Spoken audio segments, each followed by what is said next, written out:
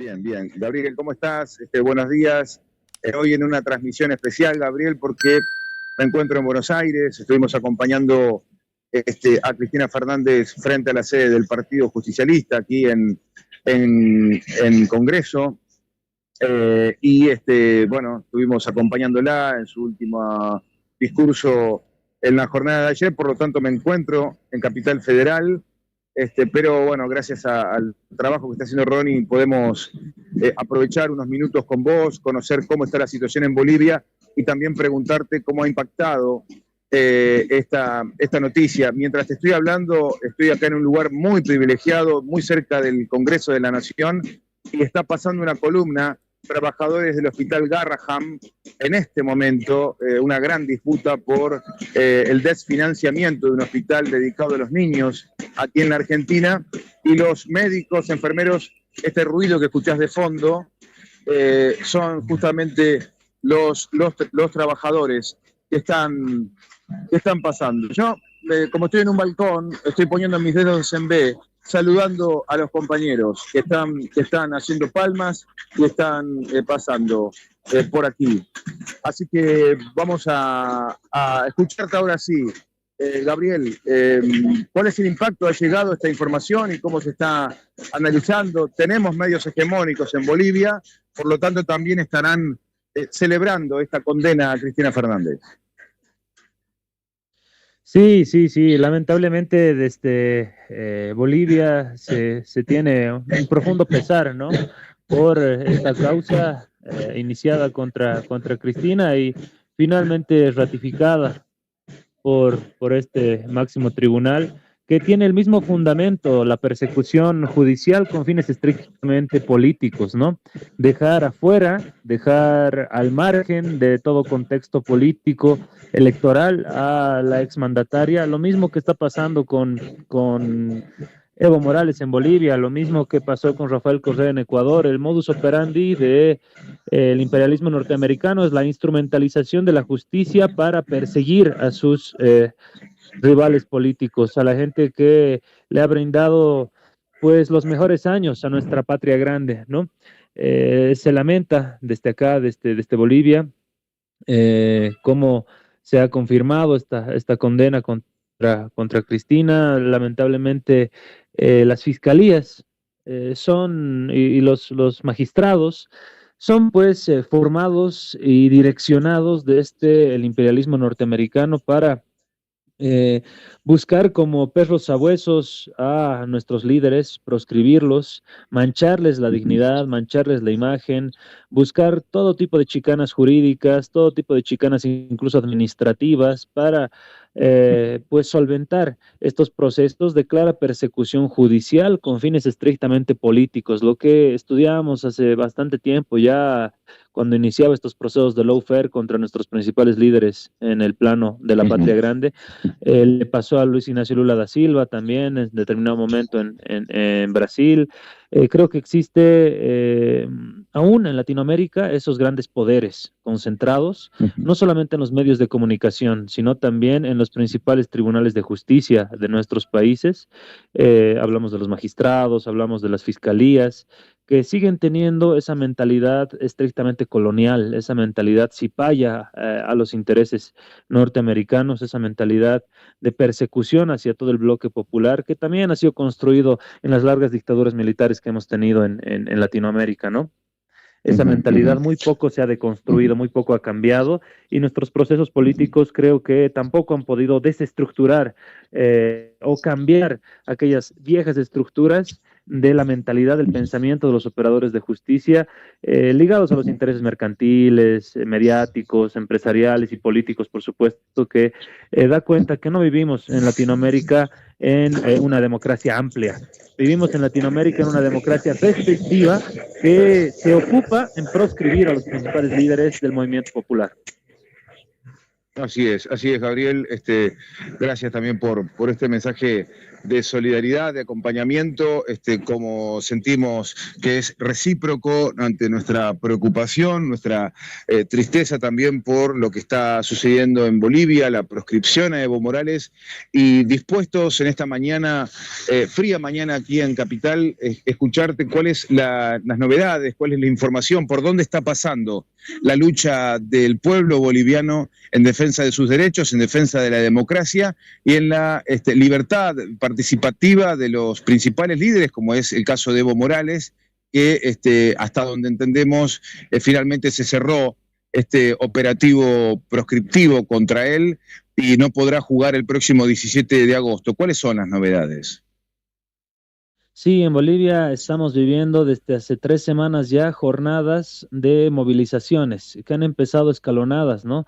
En algunas regiones, pero que ahora ya se han comenzado a sumar muchas y muchas más regiones con relación a, ya no se pide la inscripción de Evo Morales, no se pide la renuncia de un gobierno incompetente, de un gobierno inoperante, de un gobierno que no resuelve las necesidades básicas de la población en su conjunto, que son el abastecimiento de productos de primera necesidad, el combustible, que todo en los mercados está al doble, al triple del precio que teníamos hace algún tiempo, hace 3 meses, hace 4 meses. Todo va subiendo, no hay vistas de soluciones y por supuesto que la población en su conjunto ya se ha cansado de todo esto, ¿no? Y pide la renuncia de Luis Alberto Arce Catacora. ¿Cómo responde Luis Arce? Responde indicando que son movidas, son manifestaciones políticas que buscan la habilitación de Evo Morales, ¿no? Siempre echándole la culpa a Evo de todo lo malo que acontece en el país. Entonces, sin lugar a dudas, existe también un blindaje mediático, comunicacional, con relación al abordaje que tienen los medios de comunicación con relación a la conflictividad en Bolivia. Ya los medios dicen, a ver, si renunciarse, ¿cuál sería entonces la alternativa? ¿Sería una solución su renuncia? Y pues evidentemente nosotros no podemos ser las víctimas silenciosas de un gobierno incompetente que nos está llevando a la ruina, a la quiebra, y esperar hasta noviembre para que cambie esto, ¿no? Por otro lado, se analiza también la participación política desde la perspectiva más amplia. Si tú revisas la papeleta de candidatos para las elecciones de Bolivia de este 17 de agosto, vas a encontrar candidatos cortados por la misma tijera, sin ir muy lejos. En Bolivia, el 60% de los bolivianos tenemos tez cobriza, no tenemos un color de tez blanca. Sin embargo, esa papeleta tienes a todos los candidatos de una tez blanca que parecen todos europeos, digamos, ¿no? Cortados por la misma tijera. Acá en Bolivia hemos vivido procesos históricos de segregación racial, hemos vivido procesos históricos de exclusión a las grandes mayorías populares, al sector indígena originario campesino, ¿no? Lo mismo que en Ecuador, lo mismo que en Perú, pequeñas castas blancoides que se han instaurado en el poder y pues ratificado una pirámide pigmentada en el cual el valor, el tono de la piel blanca ostentaba un poder jerárquico por sobre la gran mayoría de los bolivianos de tez cobriza, ¿no? Entonces, eso es lo que estamos viviendo, lamentablemente, en el reflejo de la papeleta, ¿no? La gente no tiene por qué votar porque no identifica todos los candidatos en la papeleta electoral. Por ende, se pide que renuncie y que el convocatorio de elecciones, si bien se debe desarrollar el 17 de agosto, pues tenga nuevos parámetros, involucren a todos los actores políticos sin ningún tipo de exclusión, obviamente incluido también Evo Morales Ayma, ¿no? Quien tiene la gran representación de las mayorías populares de Bolivia. Sin embargo, esa es la lucha que nos queda acá en las calles, en las carreteras, en los puntos de bloqueo, en los puntos de movilización, sopesando, enfrentando la criminalización de la protesta, sopesando la estigmatización de las regiones movilizadas. Se ha amenazado la región del Trópico de Cochabamba, donde está resguardado Evo Morales por el sector cocalero, sus compañeros del sector cocalero del país, pues con cortar servicios básicos, ¿no? Cortar la luz, cortar el agua, cortar el internet, siendo que ya se ha practicado esto con el retiro de instituciones financieras de gasolineras sin otorgarles ningún tipo de servicio básico a esa región, situación que no se da ni siquiera en conflictos bélicos, ¿no? Entonces, Bolivia, verdaderamente el gobierno boliviano está violando todos los principios internacionales, todos los tratados internacionales en materia de derechos humanos, en materia de resolución de los conflictos sociales, en materia de uso desproporcionado de la fuerza pública. Realmente acá existe un cerco mediático bastante fuerte que no da cuenta de todas estas atrocidades que está cometiendo Luis Alberto Arce Catacora y todo su gabinete, ¿no? Lamentablemente esa es la situación a muy grandes rasgos que seguimos sopesando acá en Bolivia. Sí, es muy interesante esto que estabas marcando, esta narración que nos estás haciendo de la situación en Bolivia y también este fenómeno al que has puesto también la lupa, en esta supremacía blancoide o algo así has dicho, remarcando el color de tez cobriza que hacías de los bolivianos. Y es un detalle no menor. Para algunos les gusta escaparse de ese tema, otros lo encaran sin dificultad. En Argentina creo que también tenemos el mismo problema, ¿no? Hay una supremacía blanca histórica que viene gobernando y una suerte también de triunfo cultural donde, no sé, el pueblo argentino se siente cómodo o no toma nota también de esta supremacía que subyace permanentemente en la política argentina. Por eso el estigma aquí en la Argentina, contra los cabecitas negras, ¿no? Hasta ahí creo que se llegó a relatar esto. Cuando hacían mención al peronismo, decían los cabecitas negras que fueron los que ocuparon la plaza el 17 de octubre del 45. Pero bien haces en marcarlo porque no solamente la proscripción es un hecho grave de la democracia boliviana, sino también cómo salen a la palestra estas listas, estos candidatos de esta casta, ¿no? De este grupo selecto de figuras de la política de la derecha boliviana. ¿Qué queda por hacer en el ámbito judicial? ¿Queda algo más por hacer, Gabriel, allí en Bolivia? Lamentablemente, en esta última semana, el gobierno se ha dedicado a instaurar un nuevo proceso contra Evo Morales por terrorismo, ¿no? Esto es una raya más al tigre, porque Evo Morales está sopesando ya 14 procesos penales en su contra. Entonces, uno más que viene de parte del gobierno da cuenta del nivel de persecución, el nivel de desesperación por buscar el justificativo jurídico para encarcelar a Evo Morales, ¿no? Eso es claro, eso es fundamental entenderlo. Ellos saben que Evo en libertad sigue siendo una figura política relevante de la coyuntura política nacional. Necesitan tenerlo pues tras las rejas. Ese es el fundamento de la doctrina del terrorismo de Estado, ¿no? El terrorismo de Estado involucra una doctrina del miedo, una doctrina de estar callado, porque si levantas la voz, pues te vas a la cárcel, ¿no? Ese es el terrorismo de Estado, el terror instaurado en la sociedad. Y es lo que estamos viviendo en Bolivia, de la mano de pues el propio gobierno, los propios operativos que ahora conjuncionan operativos policiales con operativos militares, sin ningún tipo de restricción o marco normativo vigente, ¿no? Nuestra Constitución Política del Estado nos refiere al artículo 137, estado de excepción. Para la realización de un estado de excepción se tiene que realizar un decreto supremo vía el órgano ejecutivo, y ese decreto supremo a disposición tiene que ser puesta a consideración en el lapso de 72 horas por la Asamblea Legislativa Plurinacional, que es el órgano legislativo del país. Además, en estados de excepción no se pueden vulnerar ninguna clase de derechos a la información, al acceso de servicios básicos, ni suprimir tampoco libertades individuales, civiles ni políticas, ¿no? Sin embargo, en los hechos, el gobierno boliviano ya ha impuesto un estado de excepción sin el formalismo del mismo, ¿no? Ya vivimos en Bolivia las consecuencias y las dinámicas de un estado de excepción con operativos policiales militares que tratan de amedrentar a la población movilizada, que tratan de instaurar el miedo, que tratan de estigmatizar a los sectores movilizados, a los sectores que están protestando contra el gobierno. Se habla también, y esto es fehaciente, ¿no? Muchos medios alternativos acá en Bolivia dan cuenta de ello, operativos como el año 2019. El 2019, el golpismo, financiado por Estados Unidos, operaba grupos de choque. Generalmente barras bravas, miembros de la Unión Juvenil Cruceñista, Resistencia Juvenil Cochala, grupos organizados con muy buena logística que hacían como grupos de choque, ¿no?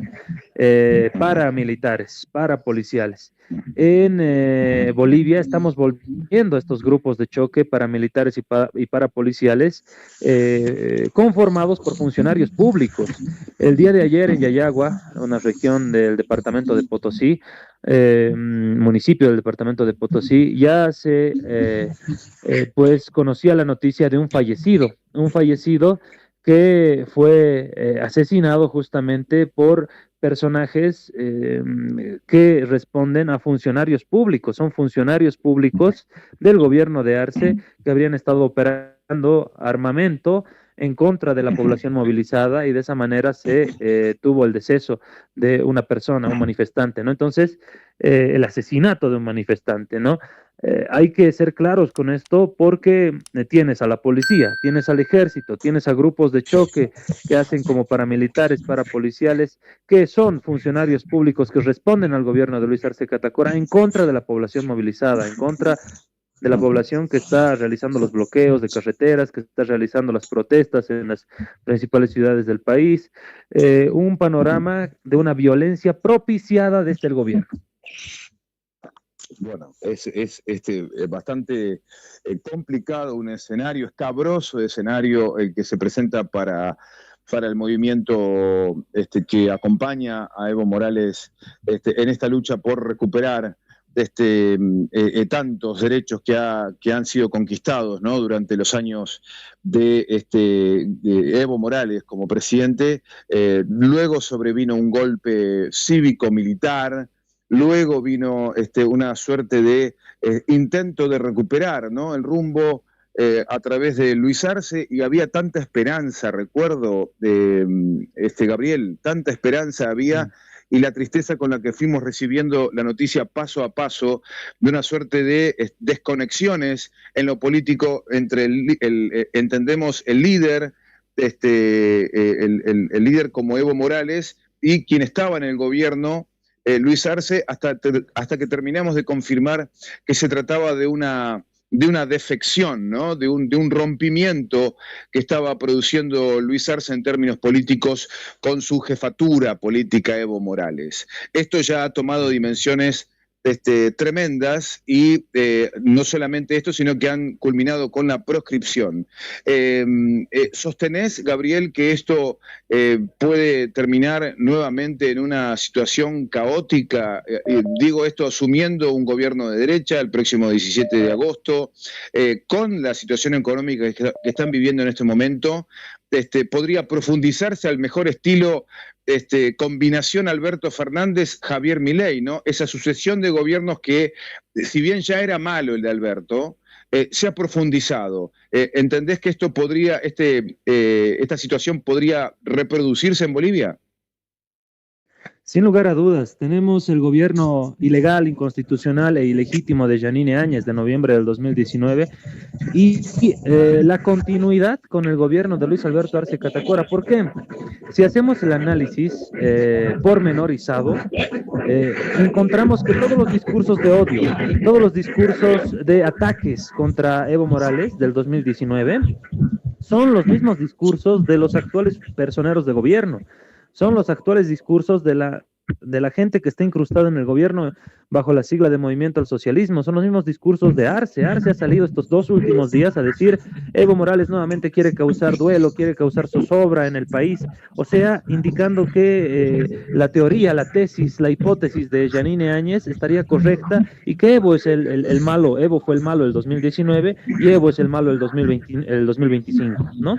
Este discurso, si tú revisas las declaraciones de Yanine Yanine Áñez, con las declaraciones de el señor Luis Arce Catacora, no se encuentra ninguna diferencia.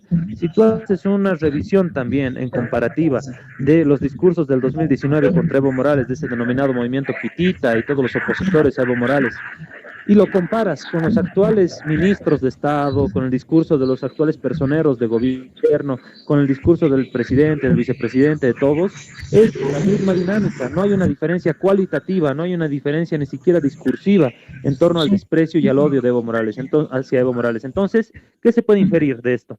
Que desde el principio del proceso de cambio, estas figuras de la recalcitrante derecha boliviana, una derecha además racista, clasista, con todos los procesos históricos que hemos pasado, de exclusión hacia el sujeto histórico indígena, originario y campesino, siempre estaban incrustados en el gobierno, y que el momento, que se dieron las circunstancias, simplemente se quitaron la máscara y volvieron a ejercer ese discurso de odio hacia el indígena originario campesino, ese discurso racista, ese discurso clasista, que en Bolivia es bastante fuerte, ¿no? No tenemos una población homogénea, si quieres, por eso el Estado plurinacional, al igual que en Ecuador, reconocemos las naciones y pueblos indígenas originarios campesinos preexistentes a la República, preexistentes incluso a la colonia, y lo vuelvo a decir, la gran mayoría de los bolivianos ostentan tez cobriza, ¿no? Y lamentablemente en Latinoamérica el capital cultural se ha construido a partir del color de tez, ¿no? Particularmente en Bolivia, Ecuador, Perú. Se ha estratificado una pirámide pigmentocrática, lo vuelvo a decir, en la cual el tono de tez blanca era sinónimo de poder en el ámbito económico, político, financiero, era pues un capital cultural, ¿no?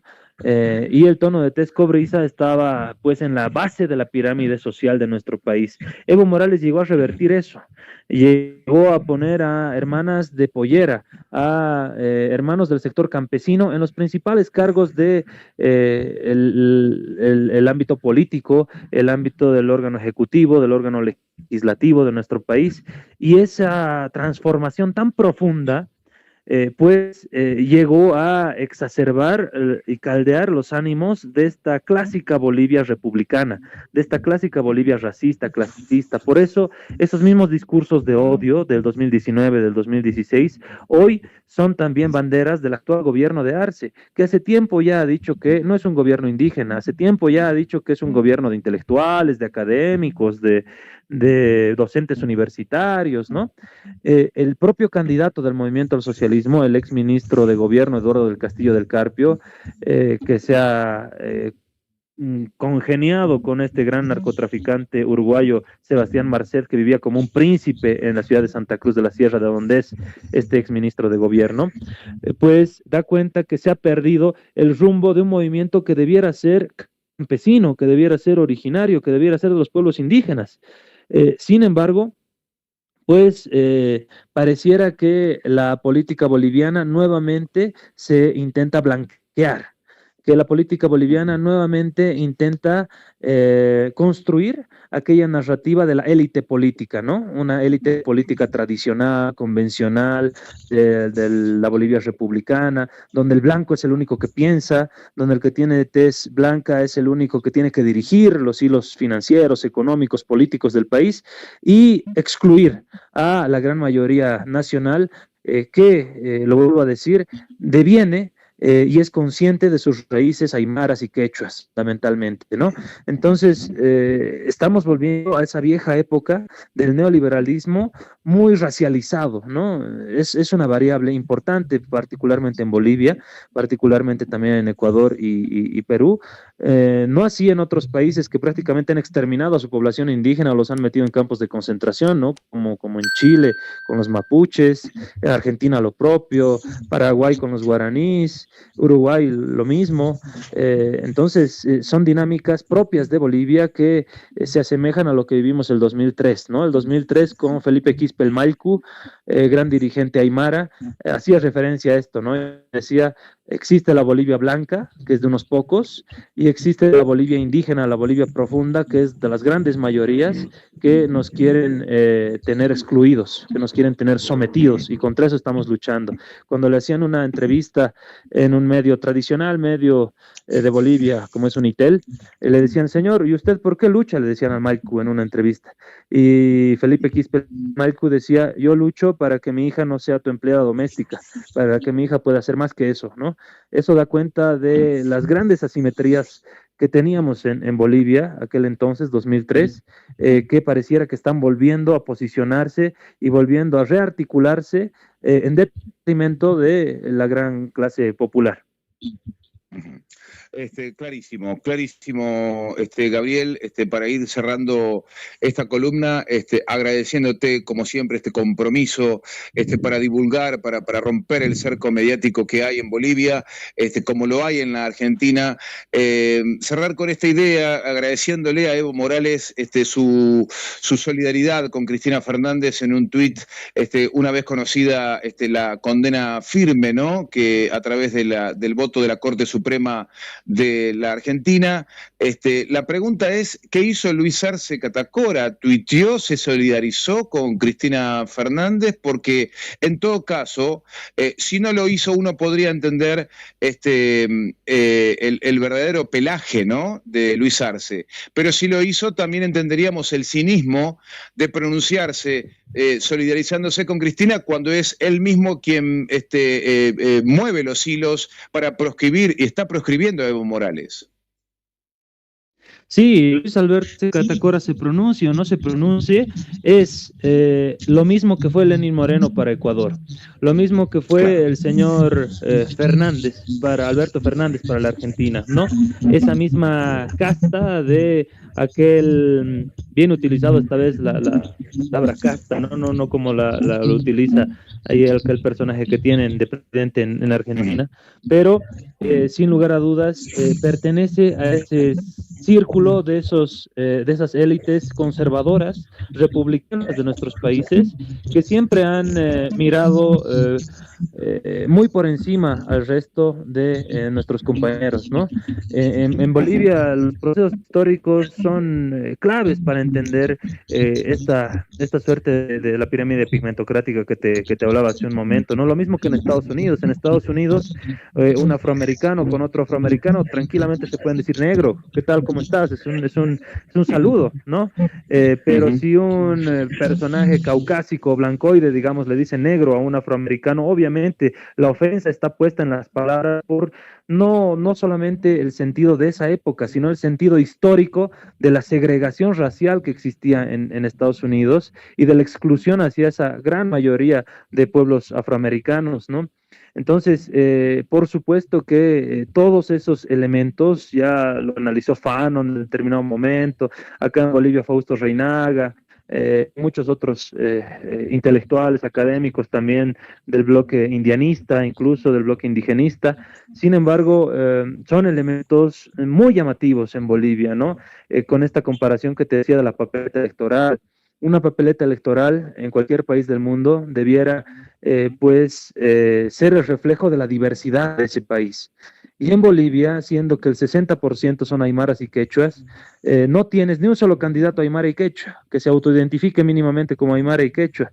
Esto se denota desde el simple color de piel, como te decía hace un momento, ¿no? Entonces, da cuenta que se han puesto de acuerdo un grupo de señores republicanos, si quieres, de señoríos republicanos para proscribir a una gran mayoría de la población que hoy por hoy está en las calles, que hoy por hoy su política no es pensar en el 17 de agosto, no es pensar en esa política formal, es pensar en la política real, que es el incremento de los productos de primera necesidad, el desabastecimiento de combustible, salir a las calles y manifestarse para asegurarle mejores días a sus hijos, a sus nietos. Esa es la verdadera política que hoy por hoy se está pensando y seguramente todo este gran bloque popular se integrará a las elecciones el día que tenga por lo menos uno o dos candidatos que se parezcan somáticamente, mínimamente, pues a ellos, a esa gran mayoría de los bolivianos, ¿no? Cosa que no existe actualmente. Gabriel, extraordinaria columna nos has brindado en la jornada de hoy. Te queremos agradecer profundamente, enviarte un gran abrazo revolucionario, solidario también para con Evo Morales y para con todo el pueblo boliviano. Un saludo muy especial para todos los que luchan allí en tu país y nos abrazamos e intentamos, como siempre, seguir estando en la trinchera, luchando y visibilizando la verdad que tenemos, que abrazamos fervientemente y siempre con la esperanza de retornar con una victoria clara del pueblo, tanto en Bolivia como en la Argentina. Así es, querido Sergio, intentan exterminar a nuestros líderes. A Cristina y a Evo intentaron matarlos, hacerlos desaparecer físicamente. Los lincharon mediáticamente. Hoy por hoy los también proscriben judicialmente. Hoy por hoy intentan llevarlos a la cárcel.